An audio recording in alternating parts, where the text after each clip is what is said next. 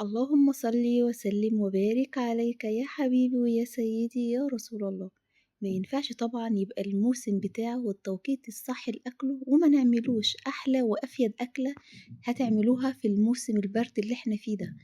بجد من الحاجات المفيدة المغذية، بس طبعا لو عملناه بطريقة مغذية وطريقة مفيدة. هنعمل النهاردة المحشي الدايت بكمية رز قليلة قوي. أنا عملته بكمية رز يعني كوباية ونص رز، هتشوفوا معايا يعني أقل من نص كيلو رز. عملت حلة كبيرة، معايا 3 بصلات زي ما انتوا شايفين فرمتهم صغير قوي، معايا كمان طبق جزر بنفس الحجم اللي انتوا شايفينه معايا، طبق فلفل مشكل، طبق فلفل ألوان بيدي طعم حلو قوي هو والجزر للمحشي، معايا كمان طبق حلو كبير كده خضرة. الخضرة حطوها كتير بتدي طبعا طعم حلو قوي.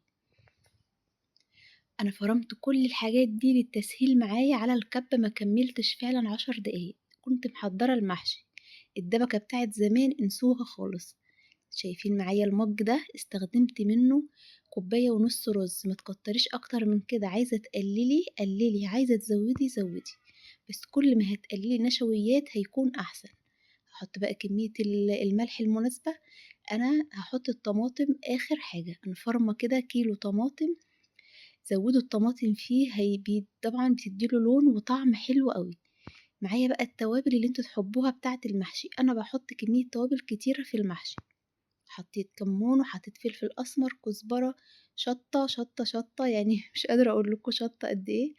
حطوا كمان بقى، حطيت ودي اول مرة اجربها، البهارات الجاهزة اللي هي بتاع المحشي اللي بره الكيس ده، انا اول مرة اجيبه. انا على طول بعتمد على التوابل اللي انا يعني شغالة بيها العادية. حطيت معلقة منها قلت يلا، ما حطيتش كمية دهون ولا زيت ولا سمنة ولا زبدة ولا اي حاجة. المحشي ده خفيف هتاكلوه كده وتطيروا، يعني مش هتقعدوا بقى تتنحوا. غسلت كمية الرز وصفيتها كويس قوي، لان كل الخليط اللي قدامنا ده هينزل سوائل هتشوفوا معايا. قلبت بقى كله كويس قوي وحطيت الطماطم زي ما انتوا شايفين. نسيت اقولك اسلق الكرنب الاول، يعني انا سلقت الكرنب الاول وبعد كده بدأت في تحضير الخضار، لانه هو 10 دقايق بيكون جاهز فعلا. هتسلقي وتقطعي وتلفي على طول، الموضوع مفيش اسهل منه فعلا. يعني احنا بعد ما كانت اصعب اكلة فعلا بقت اكلة سهلة قوي بالنسبة لي، ومش صعبة بالنسبة ان هي صعبة، كانت بتاخد وقت وتفاصيل كتيرة، اختصرنا الوقت ده والتفاصيل الكتيرة. عملتها طبعا كلها حاجات طازة وفريش، بحاول على قد ما اقدر استخدم الاكلات الطازة. لو هتعملوه يعني تخلوا عندكم مثلا كام وجبة احتياطي، لو هتعملوا تحطوه في الفريزر، اعملوا كام وجبة اللهم صل على سيدنا محمد للطوارئ، لوقت مثلا ما يكونش حد يجيب لك.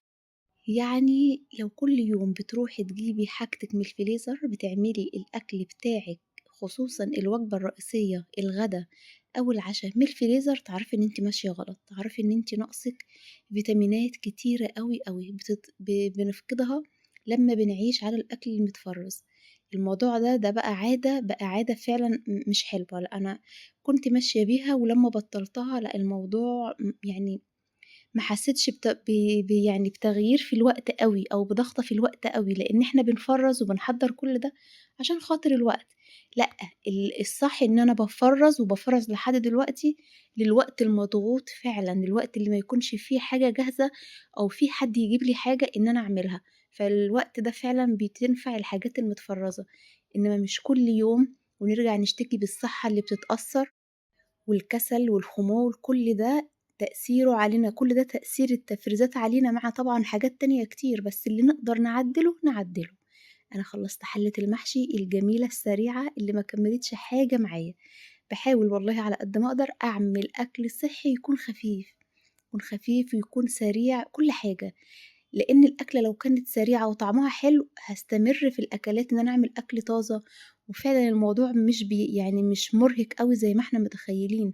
اعملي لك مثلا ضروري ضروري وجبة وجبتين على مدار الأسبوع يكونوا طازة، إنما مش كل يعني يبقى دلوقتي موسم السبانخ أروح أجيبها وأفرزها وأبدأ أستخدم من اللي أنا مفرزاها، ده كده غلط. اللي انتي استخدمتيه شيليه، اللي أنتِ استخدمتيش ليه، للزنقات، للوقت اللي هي ما تكونش موجودة فيه، أنا معاكِ في كده، إنما طول ما هي موجودة في السوق خُدي فايدتها كاملة، لإن هو ربنا وضعها لنا في الوقت ده لإن الجسم محتاجها. هنا بقى الخلطة دي خطيرة، الخلطة دي ما حدش له دعوة بيها، الخلطة دي صعبة أوي. يعني حراقة جدًا، أنا حطيت معلقة سمنة سيّحتها زي ما أنتم شُفتوا، وحطيت عليها معلقة شطة، سِنّة ملح، وجيت حاطاها على الوش. ليه حطيت سمنة؟ أنا ما حطيتش سمنة ولا زبدة ولا زيت في المحشي خالص، باشيل معلقة السمنة البلدي الطبيعي وتكونوا متأكدين إن هي طبيعي تحطوها وتسيّحوها تحطوها على الوش، مش مهم صلصة خالص، وبعد كده تغطّوا الحلة وتسيبوها شوية بتلاقي المحشي كإنه كده غرقان في السمنة البلدي، لإن هي لمّا بتكون طبيعي بتكون ريحتها نفاذة أوي وطعمها حلو، طعمها قوي.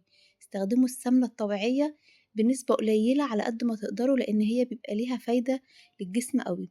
شايفين المحشي اللي بجد خطير أوي، جميل وطعمه يعني ما حدش هيحس بيه غير اللي جربه.